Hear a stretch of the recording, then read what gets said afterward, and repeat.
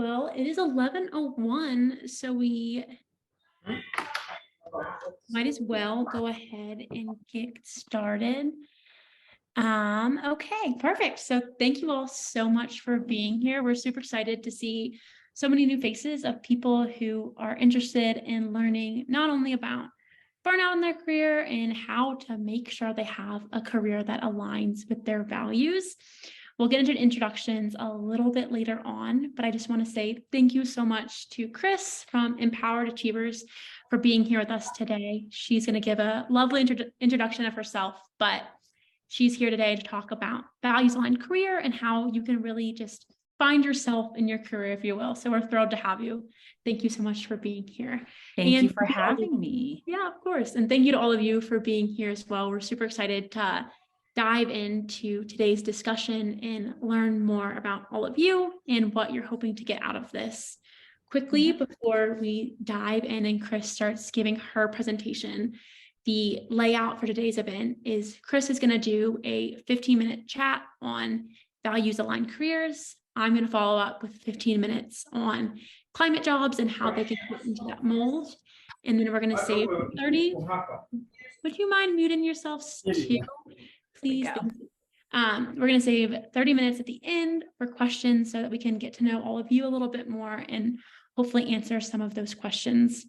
A good segue into that is this is a meeting, not a webinar. So feel free to have your camera on if you would like, but then also you have to keep yourself muted, please, so people can pay attention to the chat. If you talk and you're not muted, we will be able to hear you along with everyone else. So please, please, please keep yourself muted. And with that, please put in the chat on a scale of 1 to 10, how engaged do you feel in your current career? 1 is you're not engaged at all. 10 is it's the most engaging career you've ever dreamt of. So let us know in the chat where you currently are.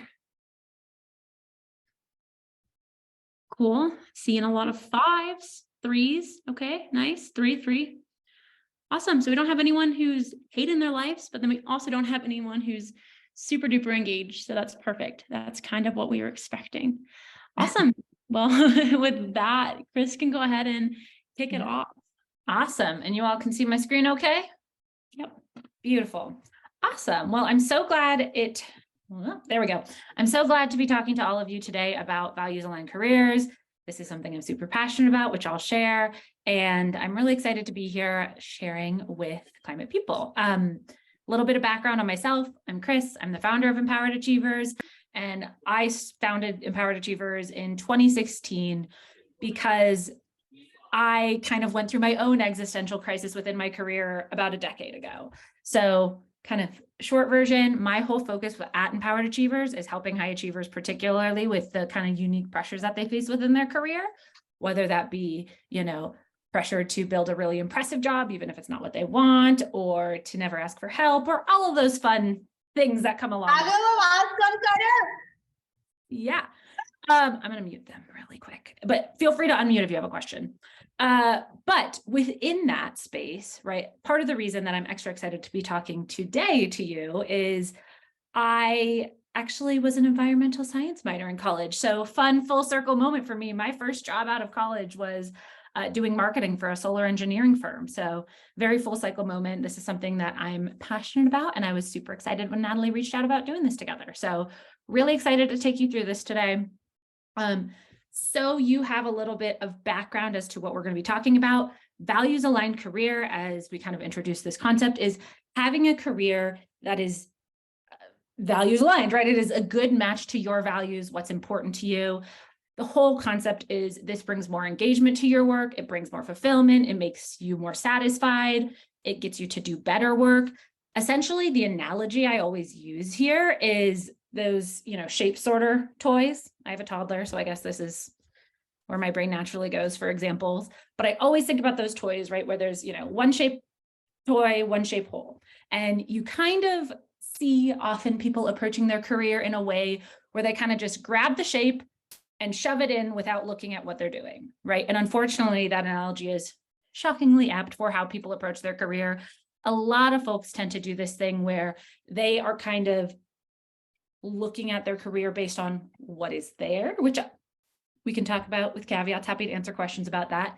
But they're often trying to kind of like mold themselves to the roles that are available, opposed to saying, hey, here's what I'm looking for. Here's what you're looking for. Is this a good fit? And unfortunately, a lot of people make that mistake, is they kind of try and force things to work without saying, what are my priorities? What's important to me? Does this role align to that? Or am I kind of just shape-shifting myself through my career trying to be what they need me to be? Let me know if hopefully that analogy still makes sense and we're all still tracking, because I think it's really important to understand this as kind of like the basis framework for this conversation. And when it comes to values alignment, there are a few things we're going to talk about, but overall, the reason we do this is because a lot of times, these are just from my alum, but a lot of times people are in this place because they feel like they are kind of like playing a part within their role, or they feel like they fell into their role. You know, that was my experience. I was in what I thought was my dream job and had that slow realization that, oh my gosh, I don't think my dream job is what I actually want. And, you know, full existential crisis moment, good time. But unfortunately, a lot of people feel like they've fallen into their role opposed to intentionally chosen it. And that's what we're going here for a values alignment, is we're trying to say, let's figure out how to more intentionally approach our career. So that's always our objective. Okay. So how climate jobs tie in here is there's a few ways, right? So the obvious tie, I think, for a lot of people where you automatically go is, oh, altruism, impact, right? Those are kind of, I think, two of the values that are very obviously tied to here, but I think there are some important caveats, so I wanted to talk about those.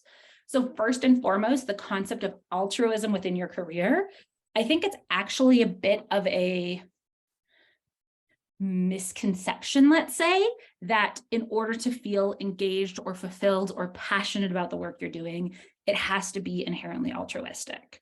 So for each person, this is kind of a different thing. That's why I say, like, this is a sliding scale, right? We just want to understand, again, what is right for you so we can design our career accordingly. So some people fall on the end of the spectrum where they're like, I just need to do something that's quote unquote not evil, right? So as long as I'm maybe not working at like big tobacco, let's say, then I'm cool with it. Then there are people on the other end of the spectrum who feel a real need to do something super specific. So maybe they have this focus on, you know, I need to work specifically in women's reproductive health. Both ends of those spectrums are fine. It's really a question about understanding for yourself where you fall so that you can make decisions accordingly. At its core level, that is the focus of literally all of this work, is figure out who you are and make decisions for that. Because again, that, we'll talk about it, but I call it professional people pleasing, where you kind of are like, what do you need me to be? Yes, I am that.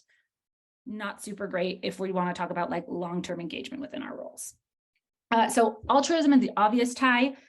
Like I said, it doesn't necessarily have to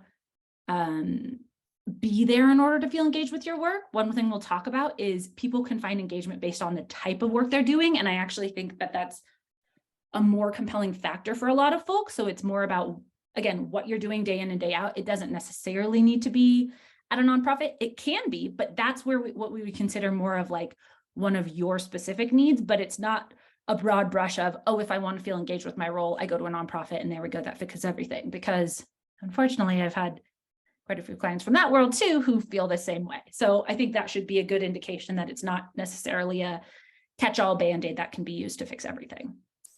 So altruism is that kind of first piece. And then the other piece is this idea of impact within careers. And one of the things that I want to talk about with this is there is a really fabulous book that I read years ago by Aaron Hurst called The Purpose Economy. And it talks about, like, I think why millennials specifically feel such drive for purpose within their roles. And one of the things he talks about is when you're thinking about purpose, there are kind of 3 different types of impacts that he outlines. And to me, it always super clicked. And so hopefully it will be helpful for you as well. People are motivated by individual impact, organizational impact, or societal impact. Individual impact is impact that is focused on, I need to see the one-to-one kind of like click in someone's eyes is how I explain it, right? I need to see this person walked away and they are better off as a result of this. Second is, or the second type is organizational. So this is people who are motivated by, I want to make a change on an organizational level, and that will then in turn impact more people individually, right? Then societal level is if I make a systemic change, something, again, societally, then this will in turn trickle down and impact most people. I kind of think about individual as like coaching is a perfect example, something one-to-one. Organizational is potentially working, in a company, making changes. And then societal is systemically, I think of this as like politicians and stuff. Those are not the only people who can fall into either of these buckets, but the theory goes that there are typically one type of motivation that is more compelling to you. I'm curious if that gives anyone in the comments ideas of like, oh, I think I'm motivated by X. Let me know, because it's always interesting to hear. Some people feel really clearly about which ones they land with, and some people are not so sure, but I'm curious if anyone has any thoughts on that. Because personally, I know for myself, I'm motivated by individual impact, but when I was originally I was in advertising. Then after I had my little crisis, societal impact, makes sense with what you do. When I pivoted roles, I moved into talent development. Okay, cool. Societal. I was in employee training, which is like an organizational impact. And I loved what I did. I was super engaged with it, but I always noticed myself gravitating towards when someone would come up to me after a training and say, hey, can we go into a call room and kind of just like talk this over? So it's not super surprising in retrospect that I now do what I do and work with people individually, right? And so it's super interesting, organizational, societal, yeah, interesting. It's very interesting to see like what is compelling to people, because I think once we get an understanding of that, lots of societal impact from here. It's very interesting, like, and not super surprising based on who I'm imagining a lot of you might be. After being laid off from a big company that was just not evil, I care less about organizations and more about societal planetary impact. Yep. I think for what it's worth, like, and we can obviously talk about this when it comes to the questions, but I think often people's list of their criteria or what's important within them or for them within a role is kind of dependent on their experiences up until now as well. And so I think it's important to be clear on what it is that's important to you. And again, make sure it's not a reaction to the last thing, right? So sometimes we see people do what I call like overswinging of the pendulum. And so maybe I use marketing as an example a lot because that was my background, but let's say they work at, a big ad agency and they think to themselves, oh my gosh, this work has no soul. What am I doing? Sometimes they will overswing, go into a nonprofit, and maybe that's not the fit either. So we want to make sure, again, with all of these things, it comes back to doing with intention and being clear on what is important to you. But I think it's very common and very apt that like typically your list of criteria is kind of shaped by your past experiences. That's kind of how it goes, right? So those are kind of the obvious ties when it comes to climate jobs and how this ties in. But then there's also other values that Natalie will be talking about here shortly of things that will actually have an impact within this piece, right? So there are ways that you can be in climate jobs and have an impact on like financial stability or flexibility or whatever. She will talk to some of those other values that can be tied in here, but I think it's just important to know this is the tie-in that we're thinking of, is sometimes those are those impacts. And I will read all these comments after because now I'll get distracted otherwise, but that is kind of the important thing I want you to keep in context here, right? It's all about understanding what the values are for you. Now, when it comes to our values, with all my clients, I like to break down career needs into kind of like two buckets. So there are what I call what needs and how needs. What needs are all about what type of work you're doing as a whole. How needs are about how you're working. And so what is really like the function of the job? What am I doing day in and day out? Do I like the type of stuff I'm doing? Am I engaged by the activities, so to speak?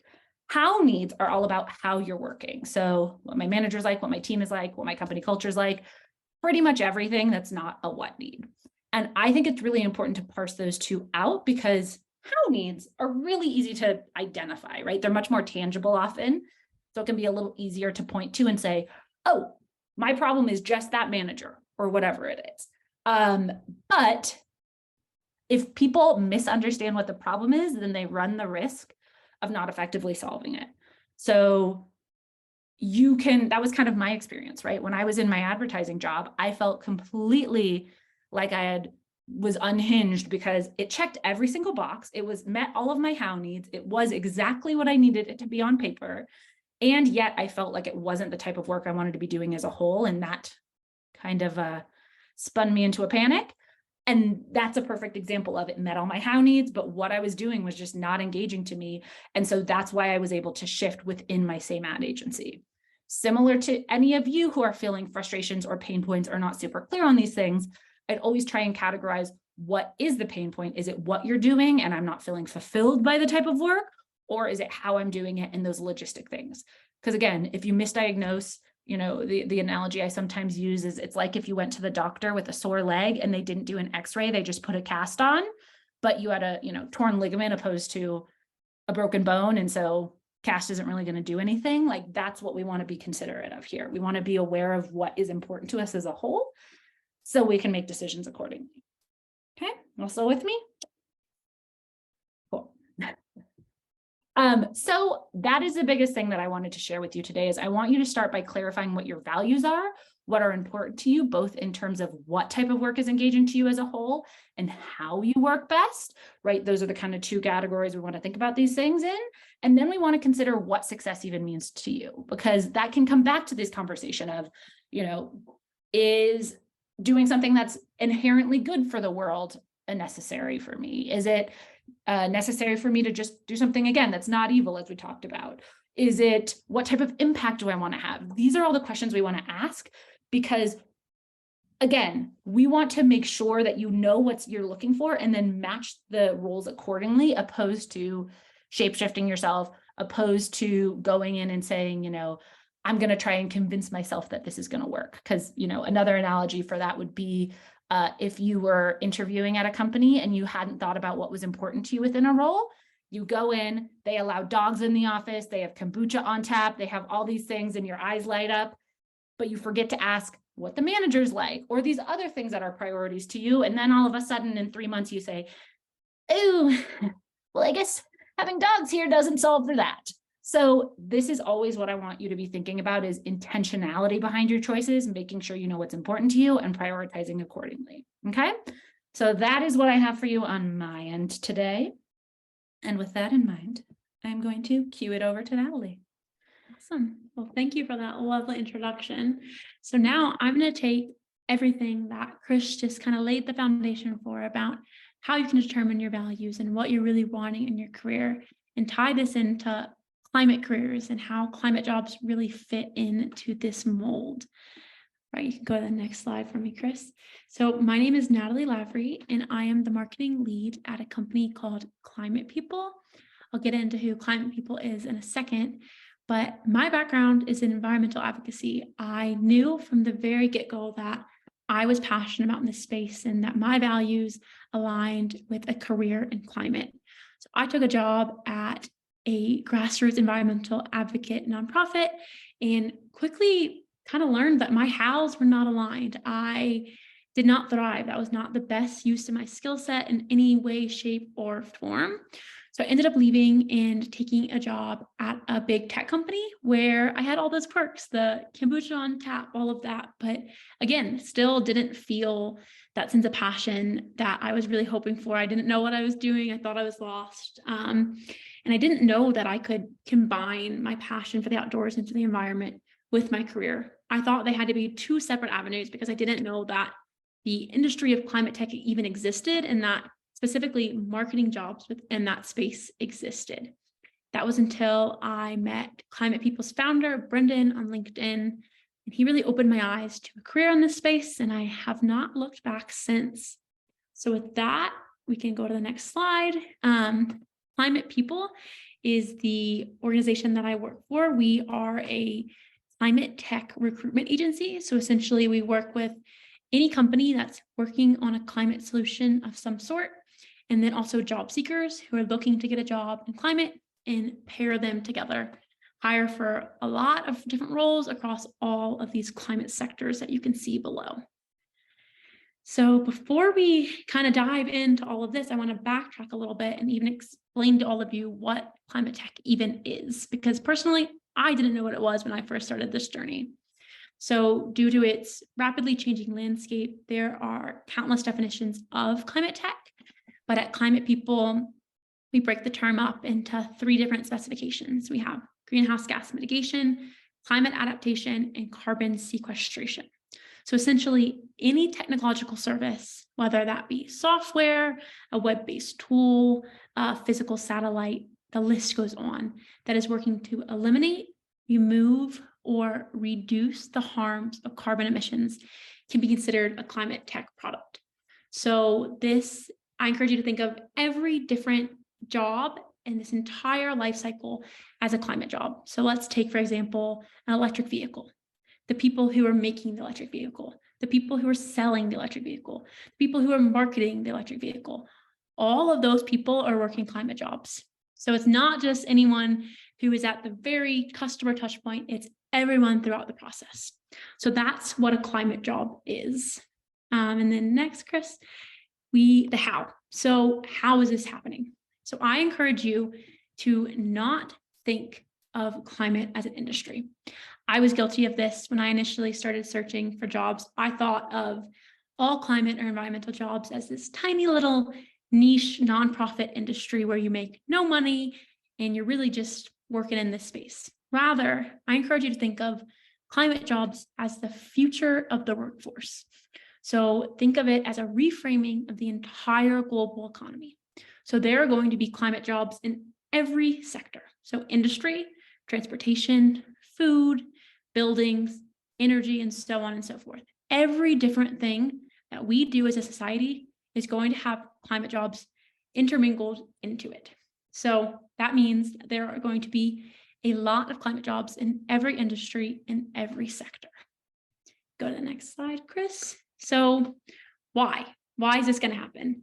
Because the fate of our future depends on the actions that we're going to make in the next decade. So as you likely know, carbon dioxide levels are the highest we have seen in human history. And at this rate, we have less than 10 years before experiencing the even greater catastrophic effects of climate change. So all of this means that we no longer have the luxury of avoiding the negative effects of climate change. I'm not putting this slide in here to scare you. I'm actually putting in here to do the opposite. I think these negative and sad and upsetting stats really frame the scale of opportunity in this space. So as we touched on, there are going to be a lot of jobs in this space across all industries, and this negative effects frames the demand and the need for people in careers. All righty, we can go to the next slide. So speaking of that demand, according to Terra.do, which is a climate education platform, I would highly recommend checking them out if you're interested in a career in climate. They say that we need 100 million people working in climate by 2030 to address the demands of the climate crisis. So that means that 99% of the people working in this space in the next decade have not yet begun. Just let that kind of sink in for a little bit. As I've said, climate jobs are the future, and this stat really puts that into context. There are going to be 100 million people within the next 10 years. So if you are even considering a climate career, you are ahead of 99%. This slide also really does a good job of painting that demand that I just touched on. There is a lot of demand and a lot of opportunity for people in this space. So whether you are seeking out a career in climate because climate is your altruistic value, you really align with it like I do on a personal level, or your value or your career mission is to make a lot of money, to have job security, to really just have a job that you know is going to be the future of all jobs, then climate is still a great avenue for you to explore. We'll dive into that a little bit later on, but just to set the foundation for it. Okay, so Climate People classifies our job seekers into 4 different personas. We have people who are climate motivated. These people are 100% motivated by climate. They know exactly the climate solution they want to work on, the sector, they have it all lined up. Then we have those who are climate focused. These people want to work in climate, but don't really know exactly how or why quite yet. Then we have those who are driven by impact. These people are mission and socially driven and would be happy working in healthcare. they'd be fine working in any meaningful industry. And then lastly, we have those who are job oriented. They don't care what they're working on. They just want to get a paycheck. All of these are fine. And quite frankly, to get to that 100 million that I just touched on, we need people from all of these different personas. So if you wouldn't mind, put in the chat right now where you are, which persona you fall into, and just take that in mind and apply that to your job search. Cool. We have a few twos. Nice. So we have a lot of people in here who are interested in climate focused. Awesome. Cool. One. Nice. We got a lot of people very interested in climate. That's awesome to hear. So perfect. Cool. So with that, we can go on to the next slide. Awesome. Now playing more into the whole supply and demand that I've been touching on. There is a lot of money in climate, and this is continuing to grow.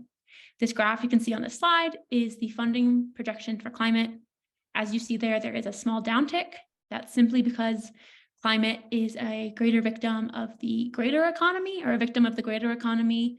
A lot of industries have seen a downtick in VC funding over this year, but climate has seen it at a much slower rate than other industries. So if I were you, I would just continue to view that graph on an upward trajectory. Just last year, the Inflation Reduction Act was passed, which was the most aggressive federal commitment to addressing climate change in the United States.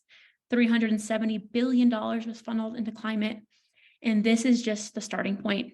We are now beginning to address the effects of climate change from a government, from a private, from a public, from a company, from every different angle that we can. And this is just honestly the beginning. So more money in the space means more high paying jobs. As I touched on a few minutes ago, a lot of people tend to wrongly view climate jobs as this niche little environmental subsector. That's not the case. These jobs pay just as well. There's just as much opportunity. You're not taking a charity by taking a job in climate. You are thinking of future-proofing your career. Awesome. So we can go on to the next slide. We've touched on this a good amount, but as you likely know, the perfect formula for job security is demand and product market fit. As I've kind of touched on by now, to avert the most severe impacts of climate change, we cannot have global temperature rise above 1.5 degrees Celsius. To achieve this, we have to be at zero emissions by 2050. So again, this just means that our fate is dependent on the climate action in the next 10 years. Our global temperature rise is already 1.1 degrees Celsius warmer than it was in the industrial age, and that's continuing to rise. So while, again, this is not here to scare you, while this is devastating on so many levels, it favors those two formulas that lead to job security: demand and product market fit. So there's remarkable demand and fit for these climate technologies, and this will only continue to rise in the coming years. Awesome. So say you are interested in getting a job in climate. Through my work at Climate People and some surveys we've conducted, these are our top 3 takeaways for job seekers who are interested in this space. The first takeaway is to not disqualify yourself. A lot of companies that you will see if you do embark on this job search want climate experience. They want you to have experience. But to get to that 100 million, it's statistically impossible to require climate experience. So show your passion for this space, make it known that you're dedicated to getting a job in climate, and they'll oftentimes still work with you. Second is to know the ins and the outs of the industry. So as you know, climate companies are prioritizing people with experience or with values that align with their mission. So show that you are one of those candidates. Do your homework and understand as much about the industry as possible. I'll send over some resources to help you do this. And then last, don't be your own worst critic. In a lot of industries, people have come before you and paved a path for you to follow. However, climate is a startup space, and oftentimes the luxury of mentorship is harder to come by. So don't let that hold you back. Think of the benefits that come with paving your own path. Oftentimes, more flexibility, more equity, higher pay. You are creating what you want. You're literally outlining your dream career. So use that to your advantage. Awesome. So then up next, we have the power of meaningful work. So these are just a few studies that touch the importance of working on something that you care about and aligning your career with your values. So a study by Harvard shows that employees who are engaged are 21% more productive. And as you know, it feels good to be productive. It feels good to want to do your work. Second, retention. A study by SHRM, the human resource company, found that employees who are satisfied are 40% less likely to leave. No one really likes starting a new job. It's awesome to have a career that you're happy with and you don't have to start from scratch every few years. So that's a good thing to consider. And then lastly, University of Warwick found that people who have a sense of purpose in their careers are 12% less likely to suffer from depression and 35% less likely to experience anxiety. As you know, your job is a huge part of your life. Like it or not, it is. And doing something that you like can really, really help improve your quality of life. So like Chris touched on, whatever that means for you, it's all about pinpointing that and applying that to help your overall career trajectory and then just how you feel in your day-to-day as well. Awesome. So then up next, a few case studies. Okay, we can go on to the next one.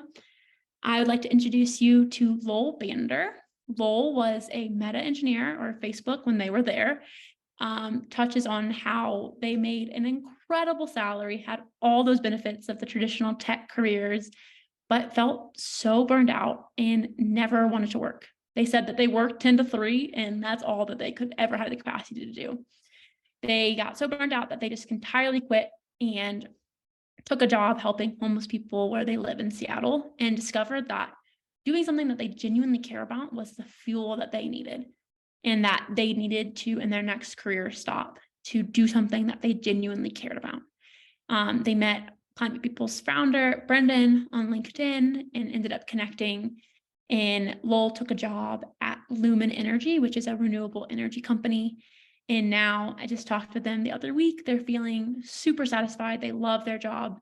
They work more than 40 hours a week simply because they want to, and just really feel like they have that greater sense of purpose. They even went as far to volunteering with a climate community called MCJ Collective and are hosting meetups in Seattle where like 200 people have attended. So yeah, this is just a testament of following that traditional Facebook made it career versus doing something you actually care about and the effects that can have.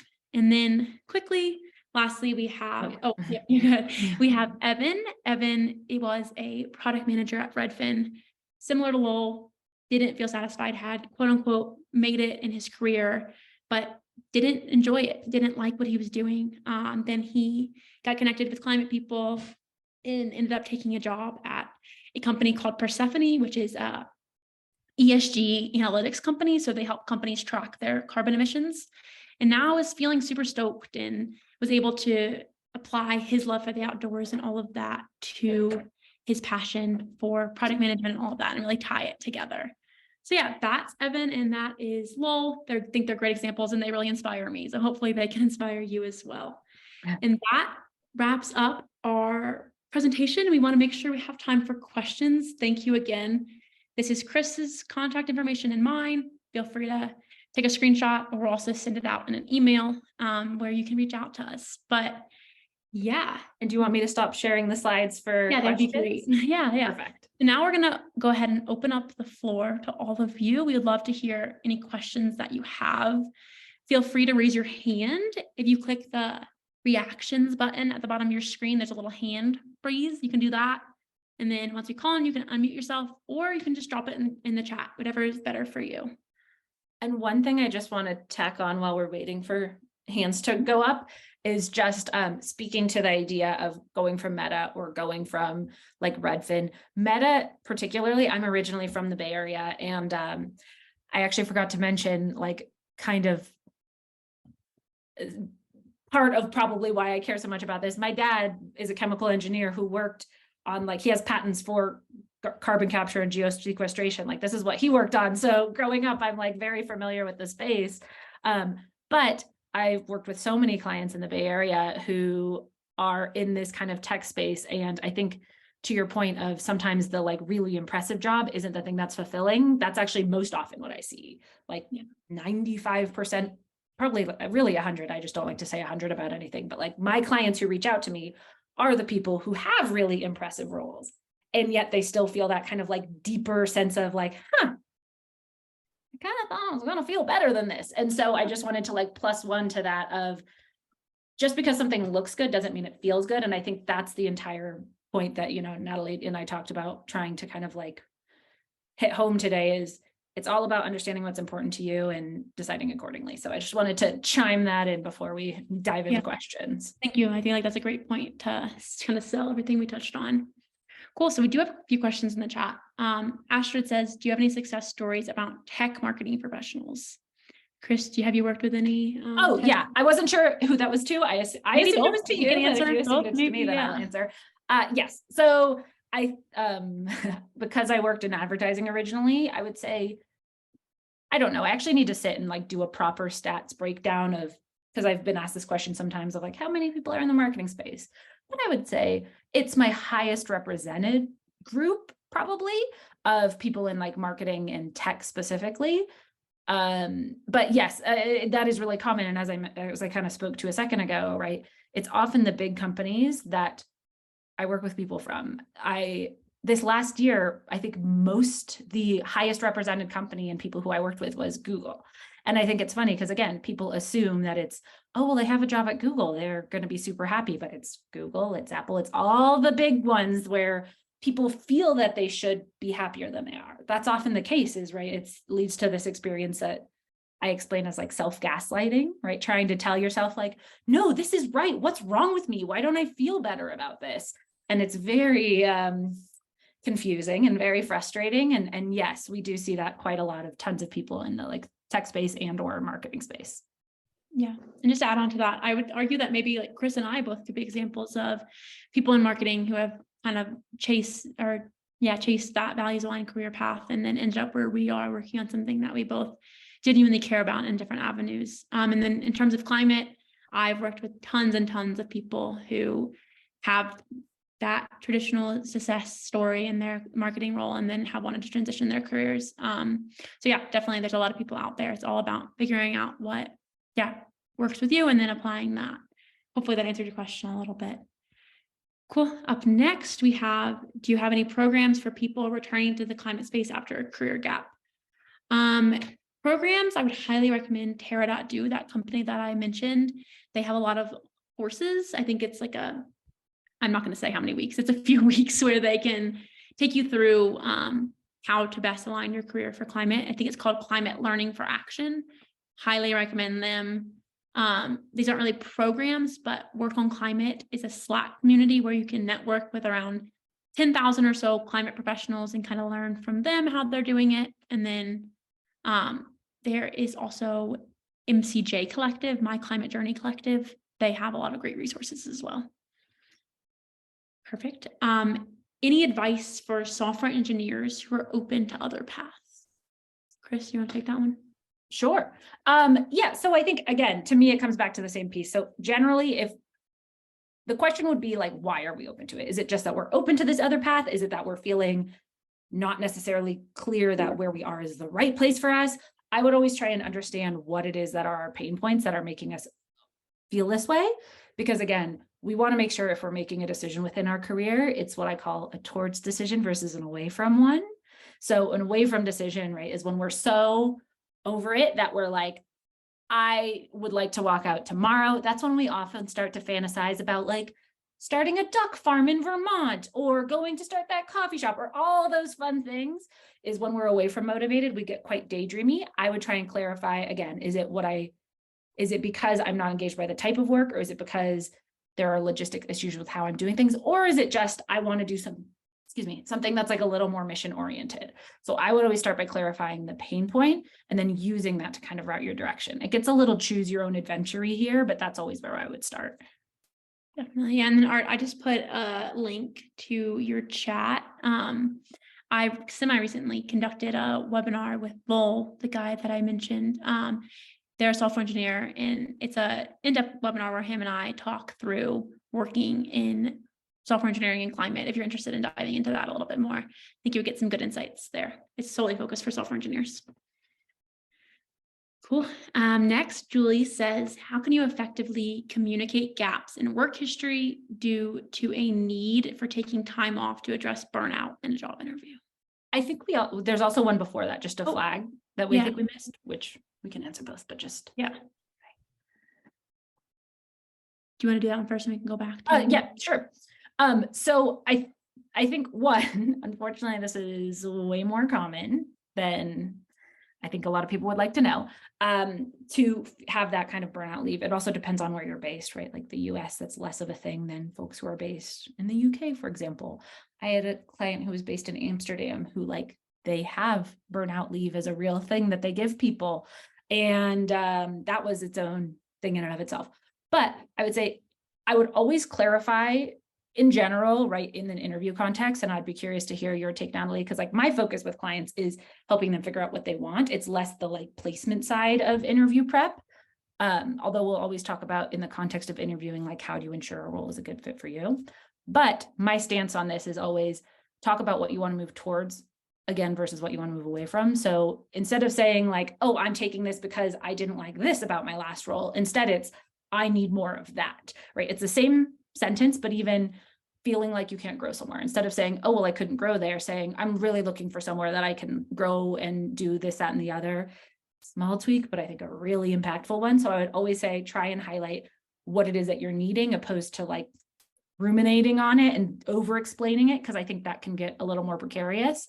I think my second thing I would always add too is this is just a high achiever specific flag, but I think it's really challenging. High achievers often get stuck in this cycle where they're either 110% off or completely shut down. They have no middle regulation, right? They do this overcommitting myself 110% and putting all of my all into work, and that's not sustainable. And so then they kind of implode, completely shut down, and just start doing the bare minimum, like you mentioned for that client of yours. And then they start to feel guilty. So then they go back to overcommitting themselves again. I think I would also try and understand if that's part of the issue with the burnout. And if that's the case, if we can learn how to work more sustainably in the future, because I think if you can also tell them things that you've done to try and address the burnout and not just heal from it, but how you can try and be mindful of what were the patterns that contributed to that in the first place, I think that would also often go a pretty far way. Yeah, definitely. I think, Chris, you hit the nail on the head perfectly there. Julia did respond to your comment in the chat with a link to Lowell's page, his LinkedIn page, because I think he did a really good job of showing it on his LinkedIn. Like I said, he was at Facebook and then took a career break to volunteer at a nonprofit. He put that on his LinkedIn like it was a job, talked about what he did, and then also had a health and well-being break. LinkedIn gives you an option to actually have that on your profile. So I would recommend following suit. And then, yeah, exactly what Chris said. You never want to focus on the negatives of your previous roles. It looks a little bit bad on you, rather than saying this environment was toxic. To focus on what you want to get, exactly like Chris said. So then that way you're focusing on going forward and what you're hoping to get, rather than kind of dwelling on the what have yous at your last company. And Chris, I'm not seeing the question that I missed. Which one was that? From Faith, with so many people laid off from and then she changed it to prestigious, well-known large companies. Oh, perfect. How can those of us with less eye-catching resumes market ourselves in this space? I'd actually be curious to hear from you, since I know you're more placement focused than I am, Natalie. Yeah. Let me read it for myself real quick. Better, more visual than I am listener. Oh, me too. I always need to read something. So I think the key here is, I don't think FANG layoffs are not going to affect you. And I think if you're viewing it that way, you're kind of focusing on that imposter syndrome that I touched on a little bit.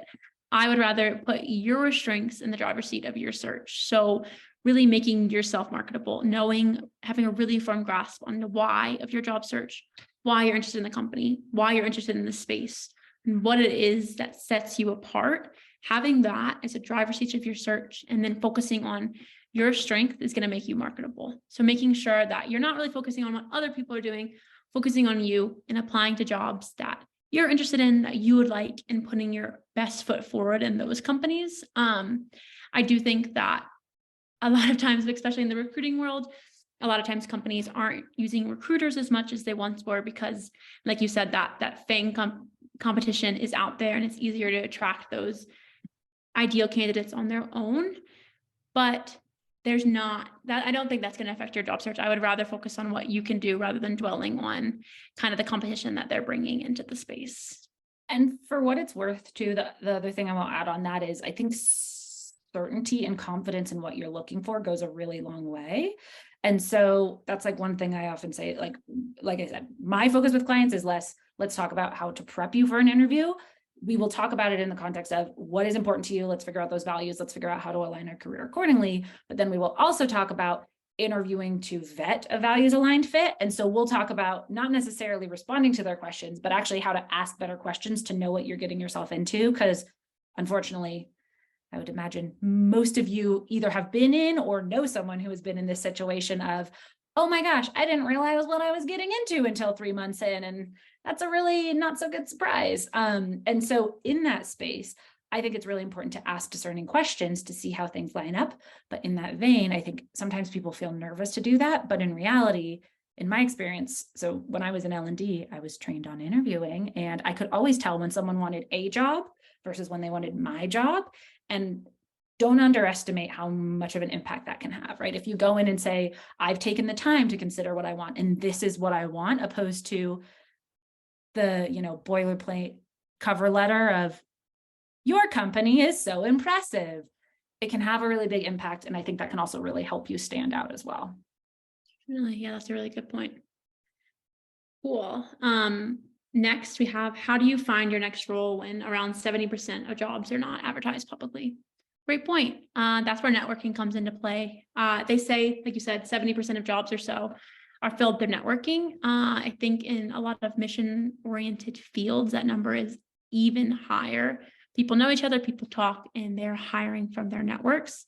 I always encourage people to view networking as like a daily function or a weekly function of their job, even when they're not job searching. Reach out to people that you find aspirational, try to have a conversation with them, follow up on those connections, always in those conversations with who in your network do you recommend that I talk to? Can I have an introduction to them? They're doing the hard work for you. They're setting up your next conversations. That is just, it's critical. And I do want to acknowledge that networking isn't a natural skill set for a lot of people.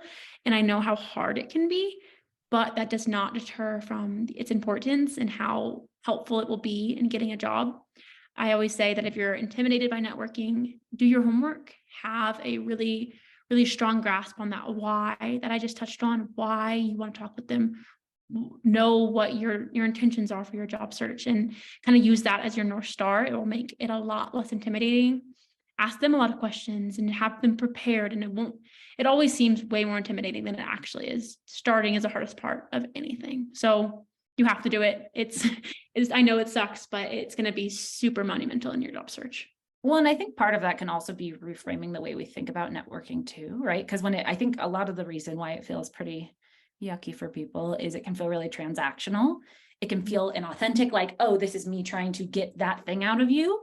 But at least in my experience, I've found, to Natalie's point, right, when we can make this something that is just a general part of this, connecting with people, staying in the graces of them, I think it can feel a lot less transactional, and that can make it feel less uncomfortable for a lot of people, right? What if we were to change the way we think about it of not, this is me being, slimy and begging for an opportunity, but instead, in general, you have that kind of foundation laid so that when the time comes and you say, hey, I'm looking for something and I'm looking in X, Y, and Z specifically. And again, to that point of them not being listed publicly, if we can instead clarify first what exactly we're looking for, that's when you open your beautiful mouth and ask, as my mom said growing up, of asking them, hey, I'm looking for X, Y, and Z specifically. Do you know of anyone, or do you know of anyone I should talk to? But by the time it comes to tap those contacts, you've already laid the foundation. So I think that's something to keep in mind too, for anyone who feels uncomfortable with networking, is if we can instead shift it to not be something you do when you need something from people,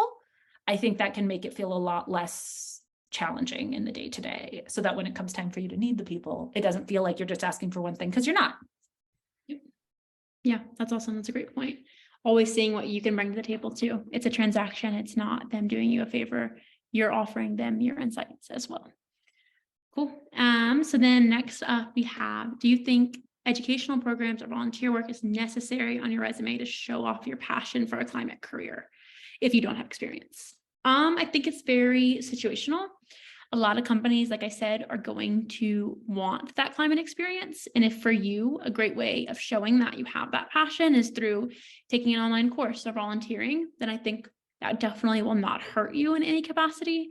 However, it's not required. And I understand that a lot of people simply don't have the time to just pick up pro bono work, and that's totally respectable. So I think, again, it's really situational. It's never going to hurt.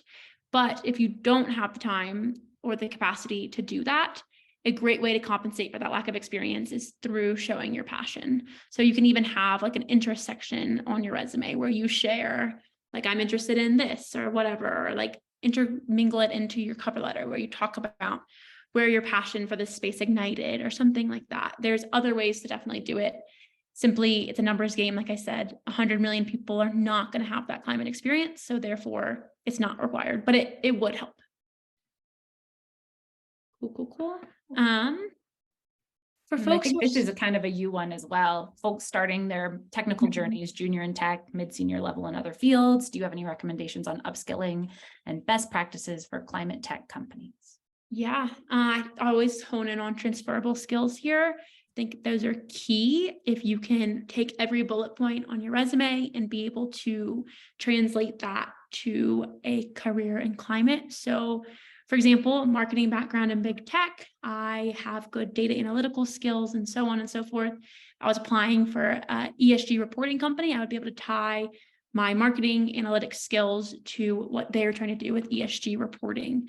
That type of translation of your skills is going to be huge to compensate for that lack of experience. And then also, a lot of companies are startups. A lot of climate startups. Oh my gosh, I cannot speak. A lot of climate companies are startups, and therefore they're looking to hire one person in each department who can wear a lot of hats. It's really marketable if you can show that you're more of a generalist and you can take on a lot of responsibilities, be very versatile, accept change, kind of all of those things I think are going to be key getting your foot in the door in this space. Yeah. Do you have anything to add to that one, Chris? Or are we good to go? No, I know I don't. Cool. I think the next question is kind of similar to that too. Yeah, I think so too. Yep. Cool. What are some types of roles that are prominent in climate tech, and what soft skills? So I think this question kind of plays into the idea that climate is simply a repositioning of the entire global economy. There are jobs in every industry, in every space. What we are seeing right now is a lot of like hard tech roles. And that's simply because climate's a startup industry, not because it's specifically climate. A lot of times companies want to make sure they have a really solid product before they bring in the more supporting roles. So we're seeing a lot of engineers, a lot of product managers, a lot of UX designers, that type of thing. But the more supporting roles are going to be here really soon. And they already are trickling in. What was the Slack group again? Work on climate. Cool. Thank you. All right. I was an individual contributor software engineer when I started my last company 12 years ago. A few years in, I switched to the management track and rose to a VP of engineering several years ago. When looking at jobs in climate, I'm getting a sense that I'm overqualified for a few management roles that I see, and my skills are rusty for the IC roles. I'm open to both types of roles, advice on how to handle. Yeah, this is a question that we get quite a lot. Climate's kind of in this interesting transition period where executives are having a harder time finding a role, which is a little bit of a conundrum compared to any other industry that we see. I would kind of like the advice I just gave, try to frame yourself as someone who can be scrappy. You can come in and you can really just take over the entire department and make sure that it is your own and that it's running smoothly. I think your experience starting a company is going to be huge, and it's going to be what you need to lead with. A lot of times these founders it's their first time ever founding a company. They're not really even sure what they're doing. And if they could bring someone in who has had that tangible experience of going through the motions and starting their own company, that is going to be huge. And I think, Micah, that needs to 100% be your selling point. Like, I've done this, I've seen the works, I'm ready to come in, be versatile, make a lot of changes, and really just help drive your solution forward. So yeah, I think for sure that would be your selling point. And then this also, I think, ties right back into networking and the importance of getting to know people.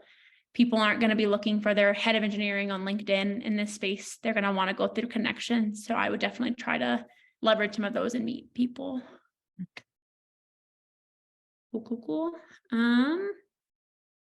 I think the last one is about resume and cover letter resources for climate related work specifically, Natalie. Yeah. I imagine you might have some over there.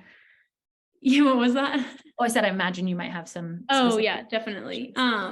Resume and cover letter resources. Follow climate people on all social media. I'm biased, but a lot of content that I pump out on the weekly is all dedicated towards that. I can send you a few links to them as well. Our blog on our website has a lot of stuff on that.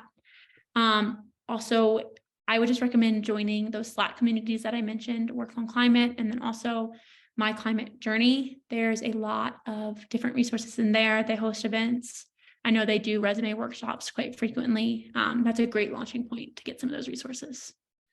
And then if you have any questions, feel free to send me a message too, and I can help you work through your individual things. Anyone use ChatGPT to write cover letters? Have you ever done that, Chris?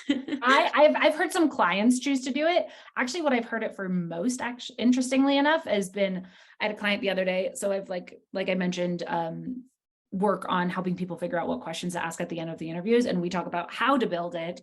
And then she put in kind of like the factors of, okay, I want to ask a question in this way, and here's what I want it to kind of vet. And she was able to use it to help improve her question. So that's what I've heard about most. But there's actually, I don't remember off the top of my head. I'll see if I can dig it up for our follow-up. I'm not sure if I can, but I saw something the other day about, there's a new website that's made specifically for ChatGPT doing, or like AI doing resume building, and it's specifically for resumes. So I think that would probably be even stronger, but I have to look and see if I can find, oh, there we go, resume AI. Cool. Yeah, I always say that I think different AI tools, ChatGPT and the other ones, that can be a huge help to your search, kind of as Chris touched on, but can't be your crutch. AI is only as good as the prompts you feed it. So if you say, hey, AI, I'm applying to this company, write me a cover letter, it's going to be terrible. And it's not going to get past any ATS screens. But if you really kind of like rough write what you're hoping to do and then have it optimize what you're writing, I think it can be really helpful, but not using it as your crutch, rather using it to your advantage. Yeah, it's a tool to improve things and a starting point. It's similar to why it also doesn't work like to, at least in my experience, right? There's a zillion quizzes out there and things you can take to be like, what is my purpose? What would be fulfilling to me? I became a Myers-Briggs practitioner back in my corporate days, and I am not actually, even though it seems counterintuitive, I am not actually pro using those things as an answer. I think they can be great tools. I think they can tell you about yourself, but I think in and of itself, the people I work with, the problem they have in the first place is they've been looking to people outside of them to tell them what they ought to be doing within their career. That's why they're here. So our solution is not going to be to do the same thing and be like, what quiz or typing into, let me type into ChatGPT and see what I should be doing. That often ends up with us not dealing with the real issue. And so similarly, right? Yeah, I think ChatGPT is a fabulous resource, and it has to be used with the mindset of, this is a tool, not my answer, end all be all, you know? Yeah, definitely. Yep. Cool. So I think that was all of the time that we had, but if you think of any other questions or we didn't have time to answer your question, definitely feel free to send either Chris or me a LinkedIn message, and we'd be happy to answer those. Thank you all so much for taking the last hour of your day to join us. It's been super fun to hear about all of your journeys and how you're aspiring to create a career for yourself that aligns with your values. Thank you again, Chris. Thank you so much. Thank you for having me, and thanks everyone for joining. Yeah. And we'll send a follow-up email with all the links that we mentioned and then a recording too. So thanks, y'all. Bye, everyone. Bye. Happy Tuesday.